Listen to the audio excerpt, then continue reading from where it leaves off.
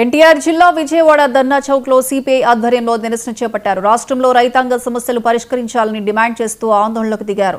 పత్తి, మిర్చి, వరి తదితర పంటలకు మద్దతు ధర ప్రకటించాలన్నారు. అలాగే పంటలకు రాష్ట్ర ప్రభుత్వం బోనస్ ప్రకటించి కొనుగోలు చేయాలని కోరారు.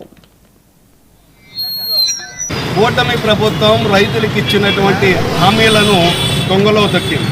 ప్రతి రైతుకి కూడా 20,000 రూపాయలు సంవత్సరానికి ఇచ్చి ఆదుకుంటామని చెప్పి నేటికి 2 సంవత్సరాలు కావస్తా ఉన్నా ఇప్పటికీ ఇవ్వలేదు. అలాగే ఖరీఫ్ సీజన్లో 5 లక్షల మెట్రిక్ టన్నుల ధాన్యాన్ని కొనుగోలు చేస్తామని చెప్పి కూటమి ప్రభుత్వం చెప్పింది.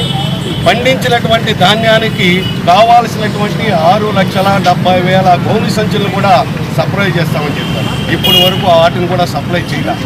మనం చూసినట్టయితే ముందా తుఫాను వచ్చినటువంటి సందర్భంలో రైతులు తీవ్రంగా నష్టపోయారు. పండించినటువంటి ధాన్యాన్ని దాచుకునేటటువంటి దానికి సంరక్షణ చేసుకునేటటువంటి దానికోసం పట్టాల సైతం కూడా కనీసం సరఫరా చేయలేనటువంటి పరిస్థితిలో కేంద్ర రాష్ట్ర ప్రభుత్వాలు ఉన్నటువంటి తీరు మనం చూస్తూ ఉన్నాం. అలాగే పండించినటువంటి పంటని మధ్య దళారులు మొత్తం కూడా దీన్ని దోచుకు వెళ్ళేటటువంటి పరిస్థితిలో ఈ రోజున రైతాంగం రాష్ట్రంలో ఉన్నది. రాబోయే రైతు లేనిదే రాజ్యం లేదన్నారు.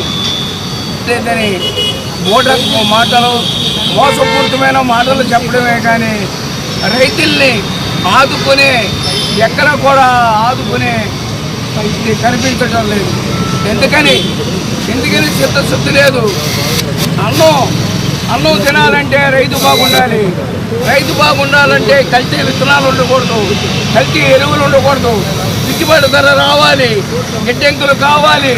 వర్షం వచ్చినా తుఫాన్లు వచ్చినా పంట నష్టపోకుండా గిడ్డంకులు కావాలి. నష్టం జరిగితే ఆ నష్టాన్ని పుట్టేది కేంద్ర రాష్ట్ర ప్రభుత్వాలు. అది ఎందుకని చేయట్లేదు? రైతు అలమటిస్తున్నాడు, ఆక్రోశిస్తున్నాడు. ఆ కుటుంబాలే మెడికల్ కళాశాల ప్రైవేట్